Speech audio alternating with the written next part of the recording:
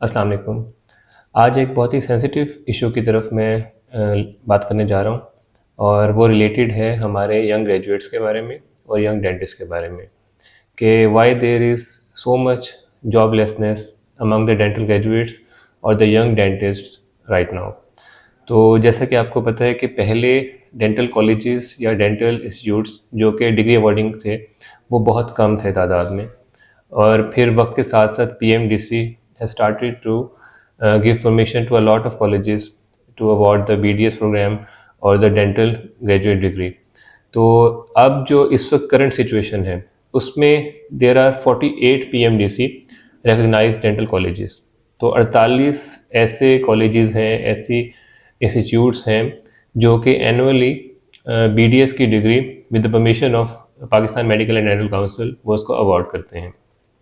तो इसकी वजह से क्या है कि एक बहुत ज़्यादा इंक्रीज़ हो चुकी है डेंटल ग्रेजुएट्स की तादाद में रिसेंटली, पिछले कुछ ईयर्स के अंदर, और we can say in a decade there is a large increase in dental graduates.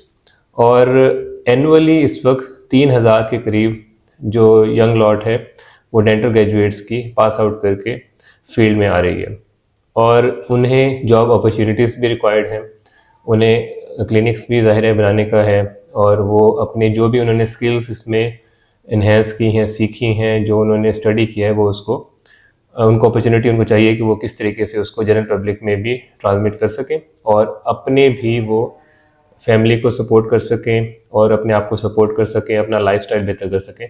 तो ये तमाम चीज़ें इसमें हैं। तो अब क्या है, क्योंकि 48 कॉलेजेस बन चुके हैं और ये तकरीबन पिछले 3-4 साल से आप समझ लें 135% इंक्रीज़ है डेंटल कॉलेजेस के अंदर। तो अब वो ग्रेजुएट्स चाहते हैं कि वो जॉब्स करें या वो क्लिनिक्स करें।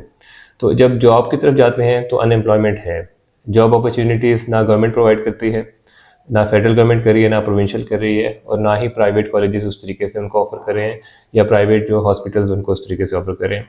और जब वो क्लिनिक्स की तरफ जाते हैं तो क्लिनिक्स के लिए एक बहुत ही स्टीप इन्वेस्टमेंट स्टार्ट में, initially there is a need of a large investment to establish a proper dental unit और डेंटल क्लिनिक। तो उसके रीज़न क्या है? एक तो उसकी रीज़न ये है कि there are higher taxes on the dental equipment. Dental equipment पे बहुत ज़्यादा टैक्सेस हैं। ये तमाम मटेरियल इंपोर्ट है ऑलमोस्ट। हमारे पास सियालकोट में भी बनाया जा रहा है सर्जिकल इंस्ट्रूमेंट्स का, लेकिन जो डेंटल का स्पेसिफिक इक्विपमेंट है वो पाकिस्तान में उस तरीके से उसकी फैब्रिकेशन नहीं होती, उस तरीके से वो मैन्युफैक्चर नहीं किया जाता। तो ये तमाम जो मटीरियल है, डेंटल यूनिट्स हैं, जो इसमें गैजेट्स डिफरेंट हैं, वो इंपोर्ट किए जाते हैं और उसके ऊपर गवर्नमेंट की तरफ से बहुत हाई टैक्सेस हैं। तो ये एक बहुत बड़ी रीज़न है जिसकी वजह से डेंटल इक्विपमेंट महंगा है और तमाम यंग ग्रेजुएट इसको अफोर्ड नहीं कर सकते कि अपना क्लिनिक खुद बना सकें। उसके अलावा there is a depreciation we can say, और a huge decrease in the value of Pakistan rupees.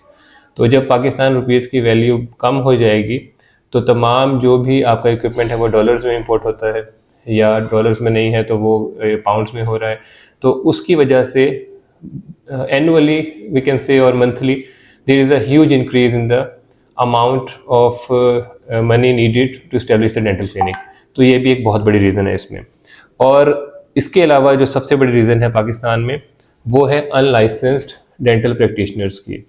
हमारे यहाँ बहुत बड़ी तादाद ऐसी है जो कि विदाउट लाइसेंस क्वैकरी कर रहे हैं। बहुत सारे ऐसे even they are not the dental technicians, simple layman जिन्होंने किसी के साथ एज अ डेंटल असिस्टेंट काम किया, या इवन हमारे OTAs जिन्होंने OT में काम किया, साथ में उन्होंने कोई डेंटल OPD में थोड़ा सा बहुत काम कर लिया, तो वो अपना क्लिनिक बना चुके हैं। और and they are providing a very low standard of care. ना वहाँ पर ऑटोक्लेव है, ना वहाँ पर स्टरलाइजेशन का कोई प्रोटोकॉल है। They didn't know anything about the complications. तो जनरल पब्लिक को तो नुकसान पहुँचा ही रहे हैं वो, लेकिन they are also endangering the young graduates और the young species of dentistry you can say. तो वो क्या कर रहे हैं, जब वो इतने ज़्यादा क्लिनिक्स जिनके ऊपर इन्फीरियर डेंटल केयर प्रोवाइड की जा रही है और वहाँ पर हेपेटाइटिस भी फैल रहा है सब कुछ, लेकिन जनरल पब्लिक क्या चाहती है कि कम से कम पैसों में वो अपना ट्रीटमेंट करवा लें, चाहे वो जैसा भी हो। तो जो अनलाइसेंस डेंटल प्रैक्टिशनर हैं जिनके पास लाइसेंस नहीं है, दे आर द क्वैक्स, और वो अताई हैं सब, उनकी पॉपुलेशन की वजह से भी जो यंग ग्रेजुएट्स हैं दे आर सफरिंग। तो ये भी एक बहुत बड़ी रीज़न है। और इन तमाम चीज़ों से कभी भी सोसाइटी में जब भी आपके पास अनएम्प्लॉयमेंट होगी, जब आपके पास जॉब अपॉर्चुनिटीज़ नहीं होंगी, जब आप अर्निंग नहीं कर सकते या आप अपने जो भी आपकी एक्सपर्टीज़ है उसको आप ट्रांसफ़र भी नहीं कर सकते, उससे जनरल पब्लिक को बेनिफिट भी नहीं दे सकते, तो उसमें फिर क्या होता है, the first one is the poverty. आपके पास फाइनेंशियल प्रॉब्लम स्टार्ट हो जाते हैं, फैमिली को आप उस तरीके से उनकी केयर नहीं कर सकते, उस तरीके से उनको सपोर्ट नहीं कर सकते। उसके साथ साथ आपको हेल्थ इश्यूज़ भी आ जाते हैं, डिप्रेशन, एंग्जाइटी, और उसके अलावा फ़िज़िकल फिर हेल्थ भी आपकी डिटीरियोरेट होना स्टार्ट हो जाती है। और सोशली आप सोशल डिस्टेंसिंग की तरफ चले जाते हैं, आप लोगों से मिलना छोड़ देते हैं। तो ये तमाम प्रॉब्लम्स जो हैं वो यंग डेंटिस्ट के अंदर इस वक्त बहुत ज़्यादा बढ़ते जा रहे हैं।